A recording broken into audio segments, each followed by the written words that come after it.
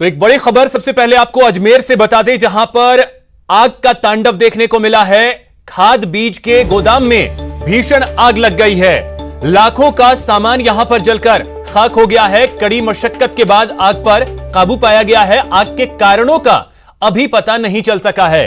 आपको बता दें, अजमेर के केकड़ी कस्बे में देर रात एक खाद बीज के गोदाम में आग लग गई और इसकी वजह से लाखों रुपए कीमत का सामान जलकर खाक हो गया।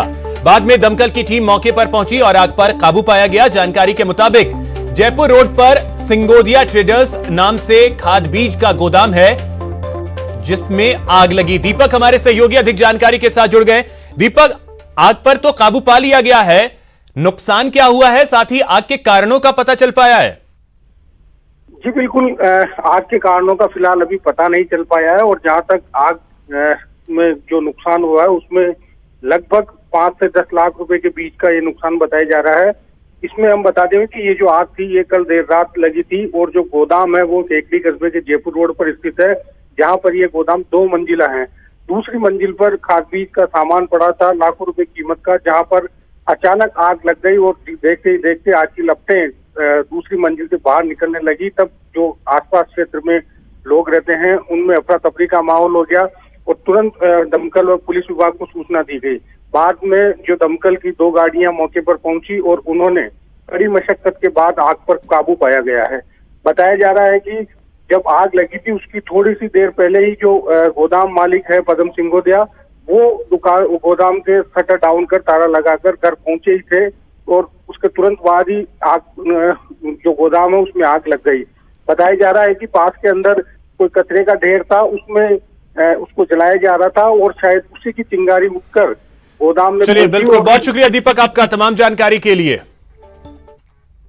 वहीं बड़ी खबर आपको बता दें, गुर्जर आंदोलन को लेकर बड़ा अपडेट यह है कि वार्ता के लिए सरकार ने कर्नल किरोड़ी सिंह बैंसला को न्योता दिया है। आज शाम 4 बजे मंत्रिमंडल उप समिति के साथ वार्ता का न्योता दिया गया है। वार्ता के लिए जयपुर बैंसला को बुलाया गया है। तो अब देखना अहम होगा कि क्या बैंसला जयपुर आते हैं वार्ता के लिए या नहीं।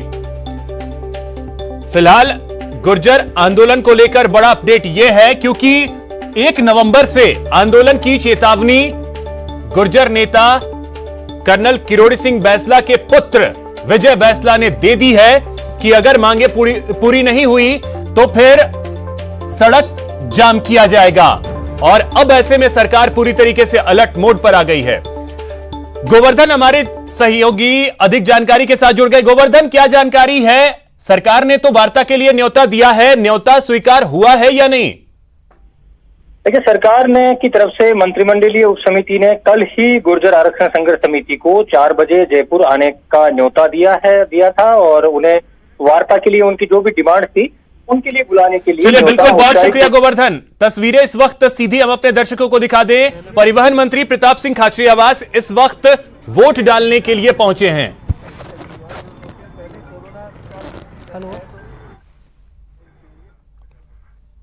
तो ये सीधी तस्वीरें हम आपको दिखा रहे हैं। परिवहन मंत्री प्रताप सिंह खाचरियावास जो कि अपने मताधिकार का प्रयोग करने के लिए पहुंचे हैं। जयपुर से सीधी तस्वीरें अपने परिवार के साथ मंत्री प्रताप सिंह खाचरियावास पहुंचे हैं। और देखिए, सबसे अहम जो मास्क लगाकर वोट करने के लिए जाना है तो वो तस्वीरें भी आप देख सकते हैं। मंत्री प्रताप सिंह खाचरियावास ने मास्क लगाया हुआ है, 2 गज की दूरी, उससे पहले उन्होंने हैंड सैनिटाइज किया।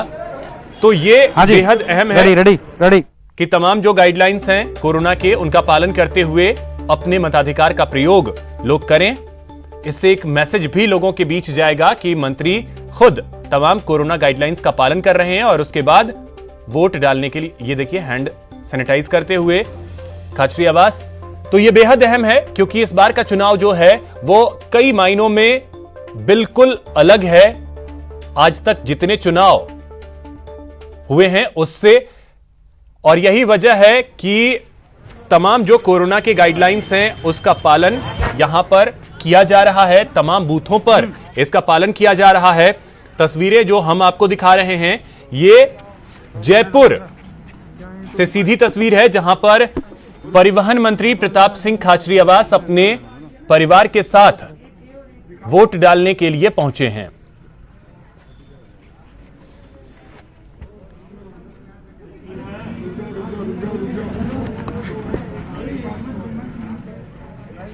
बाहर आते फोन ही कट गया अपना यार।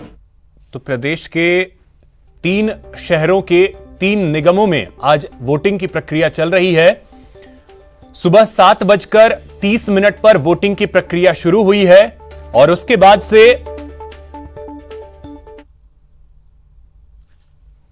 साइड पे कर देना वेले में। हर योजना हर काम हुआ, वो जन कल्याण का हुआ, लोगों ने देखा काम। कोरोना संकट में खुद प्राइम मिनिस्टर ने माना कि राजस्थान की सरकार, राजस्थान का मुख्यमंत्री जबरदस्त काम कर रहे हैं। आप मुझे ये बताइए, कांग्रेस का पार्षद जीतेगा तो कड़ी से कड़ी जुड़ेगी, राज्य सरकार की भी नजर झुकेगी। आप कोरोना संकट में इतने अच्छे काम के बाद यदि एक मुख्यमंत्री की एक सरकार की पीठ थपथपाते हैं और अच्छा रिजल्ट आता है तो एक अच्छा संदेश जाता है। तो नगर निगम भी कांग्रेस का होगा और राज्य सरकार भी कांग्रेस की, तो ज्यादा काम होगा। और लोग इस बात को समझते हैं कि वक्त है राज्य की कांग्रेस सरकार के अच्छे कामों पर मोहर लगाने का। 6 करोड़ लोगों को फ्री में दाल और गेहूं, राजस्थान के हिस्से का पैसा केंद्र सरकार, केंद्र की बीजेपी की सरकार दे नहीं, हजारों करोड़ रुपए बाकी पड़े हैं। एक गेहूं नहीं दिया, 21 रुपए किलो में हमने गेहूं खरीद कर फ्री में बांटा है राजस्थान की जनता को। पेट्रोल डीजल महंगा हो गया, पूरा देश, बेरोजगारी बढ़ रही है, 2 करोड़ लोगों को रोजगार का वादा किया। केंद्र सरकार ने तो कुछ किया ही नहीं, लेकिन राजस्थान की सरकार ने जो कहा वो करके देखा। 501 वादों में से 252 वादे पूरे कर दिए, 25% वादे पाइपलाइन में। हरिद्वार के लिए बस फ्री, आप जानते हैं 78 लाख लोगों को बुजुर्ग, विकलांग, विधवा पेंशन देते हैं। राज्य पहला राज्य है राजस्थान जिसने शुरू की। और इंदिरा रसोई योजना में 8 रुपए में भोजन। जयपुर का कोई काम रोका नहीं, ये मेट्रो ट्रेन, ये एलिवेटेड रोड, ये घाट की गुणी की टनल अंदर से निकलते हो, टनल में से देखी किसकी है, कांग्रेस सरकार ने बनाई।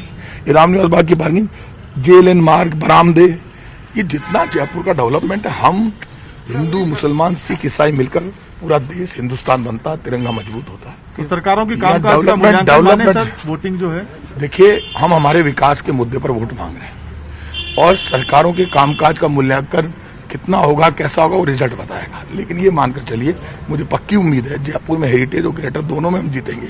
लोगों ने हमें ये विपक्ष में रहकर विपक्ष की भूमिका नहीं निभा पाए, एक आंदोलन कर नहीं पाए, बातें बड़ी बड़ी करने से। मैं खुद विपक्ष में था आज के 2.25 वर्ष पहले, रोज आंदोलन, धरने, प्रदर्शन होते थे।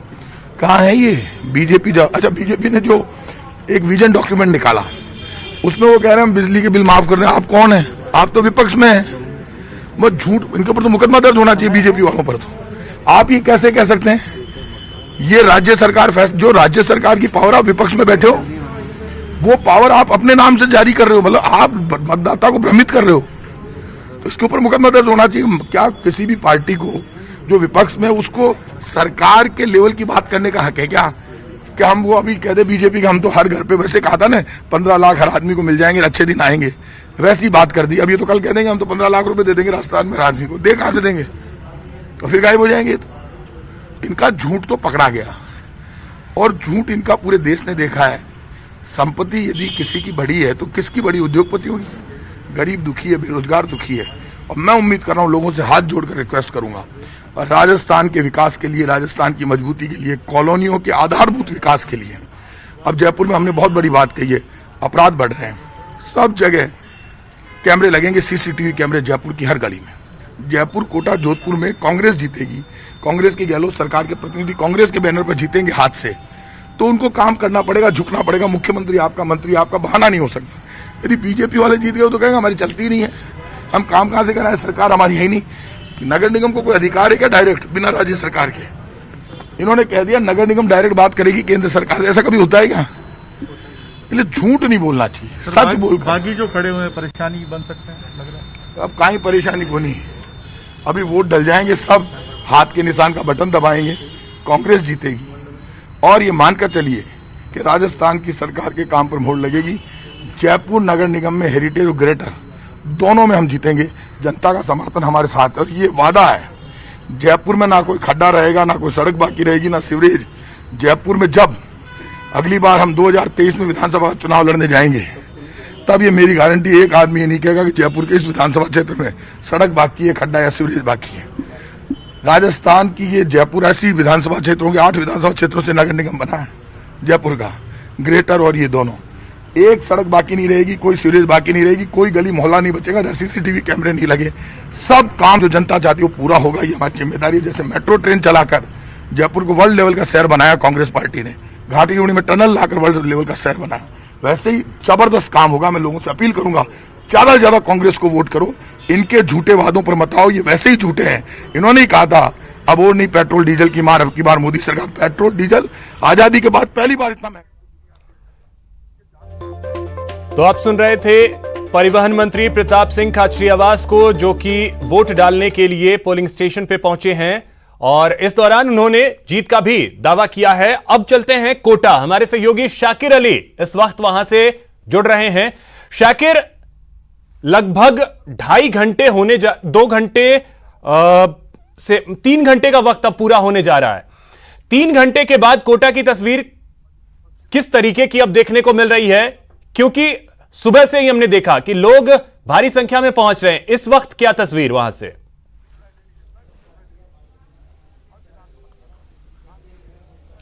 जी बिल्कुल, कोटा में भी जो है मतदान को लेकर के उत्साह का माहौल है। लगातार जो है मतदान केंद्रों पर जो मतदाता पहुंच रहे हैं और कोशिश ये है कि कोविड गाइडलाइन की भी पालना हो और जिस तरह से इंतजाम निर्वाचन विभाग की तरफ से किए गए हैं उनकी भी पूरी तरह से पालना हो। कोटा की बात करें तो कोटा में जो है शुरुआती दौर में अभी शुरू के जो 2.5 घंटे का वक्त गुजरा है उसमें करीब 10% से ज्यादा मतदान जो है वो हो चुका है, जो हमारे पास रिपोर्ट है उसके मुताबिक। और शुरुआती दौर से ही सभी जगहों पर मतदान प्रक्रिया शांतिपूर्ण तरीके से चल रही है। 3 जो वार्ड है वहां पर ईवीएम चेंज की गई थी, वार्ड नंबर 30, 6 और 3, जहां पर ईवीएम में कुछ खराबी आई थी उसके बाद वो ईवीएम को बदल दिया गया था। उसके बाद परकोटा क्षेत्र का ये पूरा का पूरा मामला था। हालांकि परकोटा क्षेत्र में इस बार अभी भी जो है भारी भीड़ मतदान केंद्रों के बाहर नजर आ रही है। इस तरह की भी सूचनाएं लगातार मिल रही है, लेकिन शांतिपूर्ण मतदान चल रहा है। जिस मतदान केंद्र पर हम हैं वो वहां पर कुछ देर बाद यूडीएच मंत्री शांति धारीवाल जो है मतदान करने के लिए पहुंचेंगे, क्योंकि यूडीएच मंत्री शांति धारीवाल कोटा उत्तर से ताल्लुक रखते हैं और कोटा उत्तर निगम ये है। कुछ लोग यहाँ पर मतदान के लिए पहुंचे, उन्हीं से बात करते हैं। जी, आपने मतदान कर दिया, क्या मन में है और क्या जो इंतजाम यहाँ पर नजर आ रहे हैं कोविड को लेकर के, उससे कितना सेटिस्फाइड है? भाई सबसे पहले तो जनता कोटा में विकास चाहती है। पहले बोर्ड बीजेपी का था, जनता समझ चुकी है कि बीजेपी राज में कोई कार्य नहीं हुआ, जो कि सरकार कांग्रेस की है और खुद यूडीएच मंत्री धारीवाल साहब कोटा के हैं, तो ऑब्वियस सी बात है कोटा में कोई विकास की कोई कमी नहीं आएगी। हाँ, जहां तक ये कोविड की बात है तो वोटिंग परसेंट थोड़ा स्लो चल रहा है, बाकी हाँ हम तो मानना ही है कि 70-75% तो वोटिंग होगी इसकी। वोटिंग का परसेंटेज अच्छा रहेगा, क्योंकि कोटा का जिस तरह से इतिहास रहा है कि वोटिंग प्रतिशत जो है हर बार उसमें बढ़ोतरी हुई है। पिछले साल जब पिछला निगम चुनाव था उसमें 62% मतदान जो है कोटा की जनता ने किया था। और जिस तरह से लगातार मतदान केंद्र पर जो है मतदाताओं के पहुंचने का सिलसिला जारी है, तो सभी जो 555 मतदान केंद्र बनाए गए हैं वहां पर जो है मतदाता पहुंच रहे हैं। हालांकि कोविड की गाइडलाइन के चलते मतदान थोड़ा सा स्लो जरूर है, लेकिन इस बात से जो है ये अच्छी चीज है शाकिर की मतदान को लेकर जो मतदाता हैं वो बेहद उत्साहित नजर आ रहे हैं और शुरुआती 1-1.5 घंटे के जो प्रतिशत आए वो ये बता रहा है कि वोट करने के लिए लोग पहुंच रहे हैं। लवली भी हमारे साथ जुड़े हुए हैं जयपुर से, उनके पास चलते हैं। लवली, जयपुर से अपडेट क्या वोटिंग परसेंट को लेकर आया है या नहीं? साथ ही साथ हम ये देख रहे हैं कि प्रताप सिंह खाचरियावास अभी वोट डालकर निकले हैं और विक्ट्री साइन दिखाते हुए वो बूथ से बाहर निकले हैं। काफी ज्यादा कॉन्फिडेंट नजर आ रहे हैं प्रताप सिंह खाचरियावास की वोट तो हमारी ही बनेगी। देखिए, बिल्कुल राजनीति में बॉडी लैंग्वेज बहुत महत्वपूर्ण होती है और प्रताप सिंह खाचरियावास ने यही बॉडी लैंग्वेज दिखाने की कोशिश जो है मतदान केंद्र पर की है। उनके बॉडी लैंग्वेज में कितना दम है और आज बेटियां जब खुलेगी 3 तारीख को तब पता लगेगा। लेकिन फिलहाल आपको लोकतंत्र की खूबसूरत तस्वीरें दिखाते हैं। फर्स्ट टाइम वोटर्स को हमने लिया है साथ में।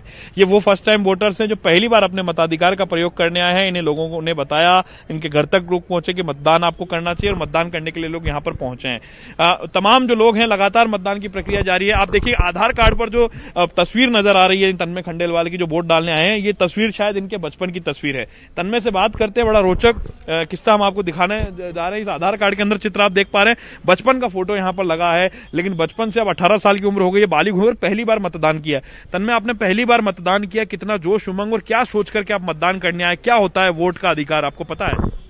ये सोच के आया हूँ कि मेरे वार्ड को सुंदर और डेवलपमेंट हो, वहाँ पे गंदगी ना हो, ये सोच के मैंने वोट किया है अपने उम्मीदवार को जिसको मैं चाहता था। पहली बार वोट देने का कितना क्रेज होता है, पहली बार जब मतदान करते कितना क्रेज होता है? बहुत ज़्यादा था कि मैं सुबह पहले आ गया था, उस वक्त मेरा नाम नहीं था, मैं दोबारा अपने भैया को बोला कि मेरा नाम नहीं है, फिर वापस हमने देखा तो वापस नाम मिला तो वोट दिया, बहुत खुश हुई। अच्छा, बहुत खुशी हुई। लोकतंत्र के इस त्योहार में कोरोना की बहुत महत्वपूर्ण जिम्मेदारी है, कोरोना के बीच में वोट डालना और पहली बार वोट डालना कितना महत्वपूर्ण है? सर एक्चुअली में देखो क्या है कि ये कोरोना है, उसके बावजूद भी हम सब वोट डालने आए हैं, तो ये हमारा मताधिकार है जिससे कि हम हमारे सही कैंडिडेट को चुन करके हम हमारे क्षेत्र का, हमारे वार्ड का विकास करवा सके और उनको हमारी जो समस्याएं हैं उनको बता सके, जिससे कि हमारे जो क्षेत्र में गंदगी है वो साफ हो सके और सभी जो आज समय बीमारी फैल रही है लोगों की इम्यूनिटी की वजह से, तो वो इम्यूनिटी जब गंदगी साफ रहेगी, सफाई रहेगी, स्वच्छ रहेगा हमारा वार्ड, तो लोगों की इम्यूनिटी ऑटोमेटिकली अच्छी होगी, तो लोगों का स्वास्थ्य भी अच्छा रहेगा। तो मैं यही आशा करता हूँ हमारे कैंडिडेट से कि वो इस वार्ड को स्वच्छ रखेंगे और लोगों को अच्छी सुविधा मुहैया करवाएंगे। देखिए, आपने देखी जागरूकता इन जागरूक वोटर्स की जो 18 साल की उम्र के पड़ाव को पार करके पहली बार मतदान करने के लिए पहुंचे। बड़ा महत्वपूर्ण होता है ये मतदान। आप और तस्वीरें देखिए, मतदान केंद्र पर लगातार लोगों के आने का जो अपडेट है वो आपसे जानना चाहेंगे। जल महल के पास बूथ नंबर 6 पे वोटिंग मशीन जो है वो खराब होने की खबर आई, लोगों ने वहां हंगामा किया है, वहां से क्या अपडेट है? लोग भी कोशिश कर रहे हैं कि मास्क लगाए जाए, सैनिटाइजेशन का उपयोग किया जाए, लोग भी जागरूक हैं। लेकिन जो मतदान प्रतिशत की जहां तक बात है, कुछ ही देर में आंकड़े जो है वो आने वाले हैं। पहला आंकड़ा जो है, लवली, आपको मेरी आवाज मिल रही है?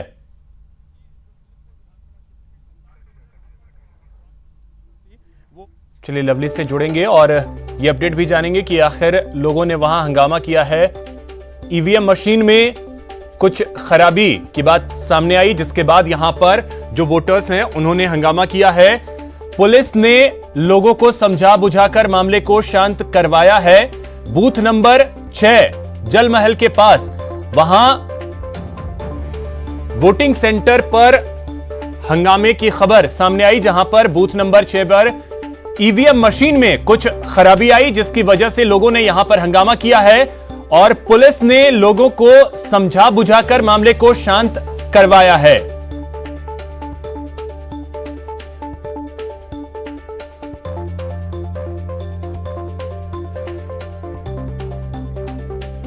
तो इस वक्त भंवर पुष्पेंद्र भी हमारे सहयोगी हमारे साथ जुड़ गए हैं। भंवर, आपके पास आ रहा हूं, आपसे जानना चाहूंगा, देखिए लोकतंत्र की बहुत ही खूबसूरत सी जो तस्वीरें हैं वो लगातार अलग अलग जगहों से आ रही हैं, लेकिन जो राजनीतिज्ञ हैं वो वोट डालने के लिए पहुंच रहे हैं। बॉडी लैंग्वेज जो उन सभी का है वो ये बता रहा है कि नहीं, वोट तो हमारी ही बनने वाली है। ये बॉडी लैंग्वेज कितना मायने रख रहा है?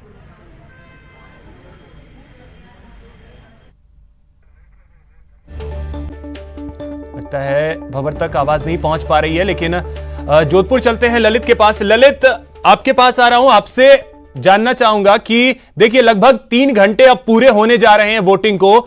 अपडेट कुछ आ पाया हो कि कितने फीसदी लोग अभी तक वोट कास्ट कर चुके हैं?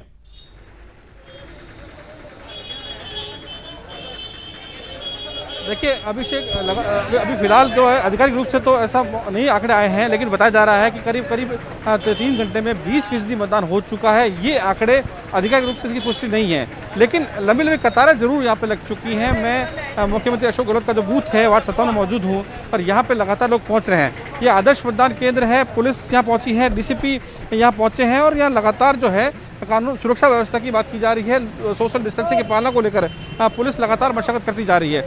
लेकिन कहीं न कहीं पुलिस जो है शांतिपूर्ण मतदान को लेकर सक्रिय है, लगातार पेट्रोलिंग की जा रही है, आसपास के इलाके में लगातार पुलिस घूम रही है, लेकिन मतदान शांतिपूर्ण तरीके से हो रहा है। जहां मतदान के बूथ हैं वह शांतिपूर्ण तरीके से मतदान चल रहा है। फिलहाल 3 घंटे का वक्त बीत चुका है, आधिकारिक रूप से पुष्टि नहीं है, लेकिन जैसा बताया गया है कि 20% मतदान अब तक 3 घंटे में हुआ है, तो एक अच्छा खासा प्रतिशत है। पिछले चुनाव की बात करूँ तो 63% मतदान हुआ था, परसेंटेज रहा था, तो इस बार भी उम्मीद की जा रही है कि मतदान अच्छा होगा। हालांकि बहुत बूथों की संख्या बढ़ा दी गई है, करीब 624 बूथों पे मतदान हो रहा है, जो आमतौर पे बहुत बड़ी संख्या है कोरोना की वजह से, और लेकिन उसी के चलते सुविधा भी खूब सारी कर दी गई है।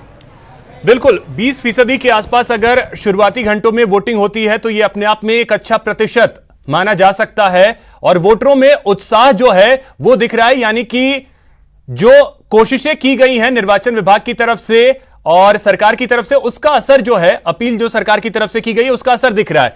भंवर, आपके पास आ रहा हूं जयपुर से कुछ अपडेट वोटिंग परसेंटेज को लेकर के, साथ ही साथ जो निर्वाचन विभाग ने प्रयास किए हैं उसका असर दिख रहा है, ये लंबी कतारें बता रही हैं। जी बिल्कुल, लंबी कतारें बता रही हैं कि लोकतंत्र के इस पर्व में लोग पूरे जोश और उत्साह के साथ जुड़े हुए हैं और सुबह से जो परसेंटेज लगातार बढ़ रहा है, जैसे जैसे सूरज चढ़ रहा है ठीक वैसे वैसे मतदान का प्रतिशत भी बढ़ रहा है। लोग सुबह से यहाँ पर पहुंच रहे हैं। पहुंचने के बाद जबरदस्त उत्साह लोगों में देखा जा रहा है। खासतौर पर जो बुजुर्ग तबका है, जो चलने में थोड़ा असमर्थ है, वो अपने परिजनों के साथ, चाहे वो व्हील चेयर पर बैठकर आ रहे हों, चाहे वो उनके कंधों पर टिक कर आ रहे हों, चाहे वो अपना स्टिक लेकर आ रहे हों, लेकिन पहुंच रहे हैं ताकि लोकतंत्र मजबूती से खड़ा रह सके। क्योंकि ये जो चुनाव है वो नगर निगम का चुनाव, उनके गली मोहल्ले, उनके आसपास के क्षेत्र के विकास का चुनाव है, उनकी आधारभूत सुविधाओं का चुनाव है। उसमें आदमी कोई कसर छोड़ना नहीं चाहता है। कुछ देर पहले हमने यह तस्वीरें आपको दिखाई थी कि यहाँ पर जो परिवहन मंत्री हैं प्रताप सिंह खाचरियावास, वो यहाँ पर आए थे, उन्होंने मतदान किया, सहपत्नी के यहाँ पर पहुंचे थे। ये जो पर्व है, इस पर्व में उन्होंने मतदान करके पहले सैनिटाइजर करके अपने हाथ धोए सैनिटाइजेशन से, तो ये उन्होंने एक संदेश भी दिया कि कोरोना से भी हमें बचना है, कोरोना से बचते हुए मतदान करना है।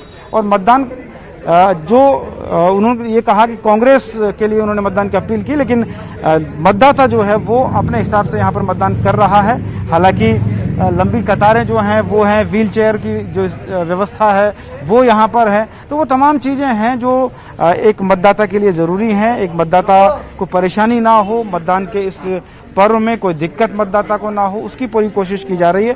और यहाँ सुरक्षा के भी बिल्कुल एहतियातन प्रबंध जो किए गए हैं, अच्छे प्रबंध किए गए हैं। बिल्कुल भंवर, और प्रताप सिंह खाचरियावास के बारे में आपने जिक्र किया, वो वहां पहुंचे, उनका बॉडी लैंग्वेज जो है वो ये बता रहा था कि वोट जो है उन्हीं की बनने वाली है, ये दावा भी उन्होंने किया है। सभी आप हमारे साथ जुड़े रहें। एक बड़ी खबर है वो अपने दर्शकों को बता दें। कांग्रेस के डिजिटल कम्युनिकेशन और सोशल मीडिया के नेशनल कोऑर्डिनेटर गौरव पांधी ने प्रधानमंत्री नरेंद्र मोदी को लेकर अभद्र टिप्पणी की है। पीएम मोदी के लिए फिर से अपशब्द लिखे गए हैं। गौरव पांधी ने पीएम को ठग बताया है। गौरव पांधी ने ट्वीट कर बताया है पीएम को ठग। उन्होंने लिखा है कि पीएम मोदी एक ठग हैं। कांग्रेस आईटी सेल से जुड़े हैं गौरव पांधी। तो पीएम मोदी को लेकर के एक बार फिर से अपशब्द, एक तरीके से कहें तो उसका इस्तेमाल किया गया है। गौरव पांधी जो कि आईटी सेल से जुड़े हुए हैं कांग्रेस के, उन्होंने एक ट्वीट किया है।